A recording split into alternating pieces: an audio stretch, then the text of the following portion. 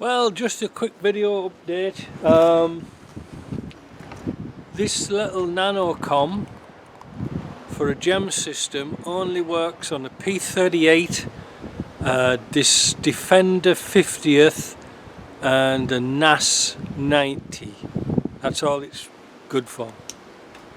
So that was how much it cost me? $120. Yeah. So that's money down the drain. Now I don't know what to do.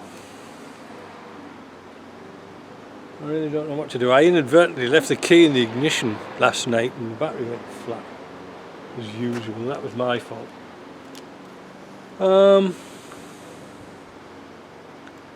Yeah, I don't know. So that sort of now means that we've got two ECUs now that don't work.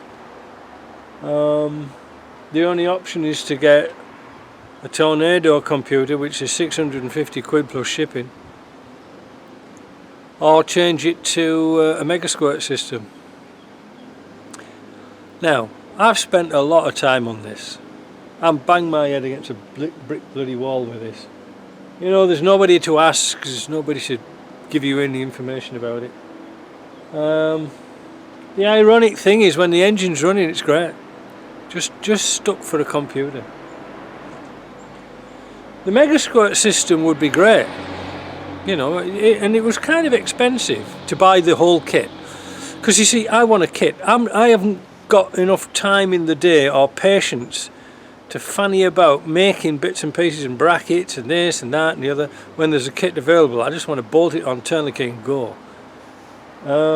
I'm not bothered about performance. I just want the bloody thing to move under its own steam.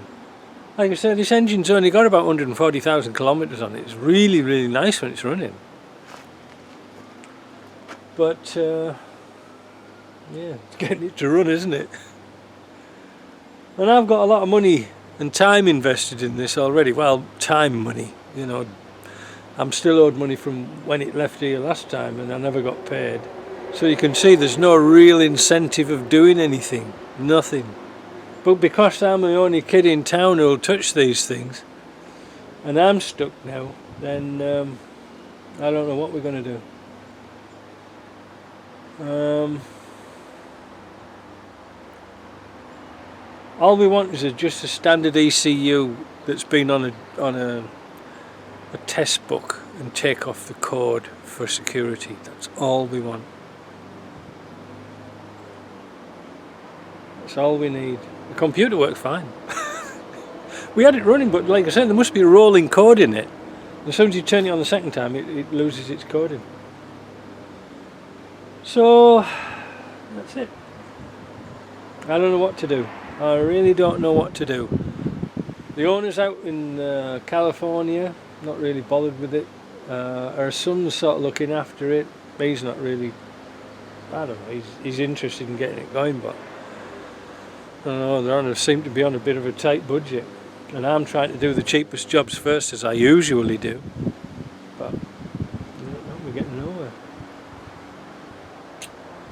Oh well. I don't know. I really don't know what to do.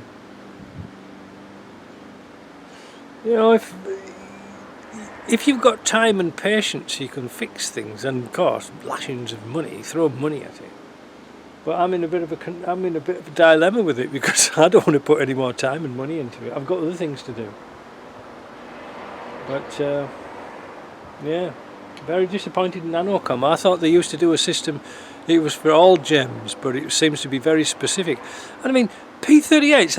When was the last time you saw P38? Last time I saw one was 9 years ago.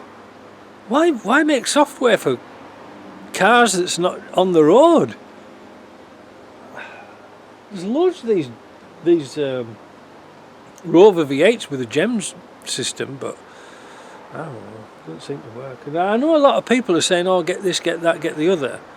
But you're not in my shoes, are you? You haven't, you know, it's all like freebies. What do I do? Put a bill in for like $5,000-6,000. There you go. You're not going to pay that. But because you see, that's the problem. You've got nothing to show for it. You know, you're putting all this time and effort and into stuff, and you've got nothing to show for it. So how can you get paid for that? You've got to get some results. And that's why they brought it to me when it wouldn't start again, because I was the only kid in town who would have a look at it. Nobody around here will touch these things. Nobody. Even the dealers don't want to know. So we're stuck. We're stuck. Yeah, I don't know what to do.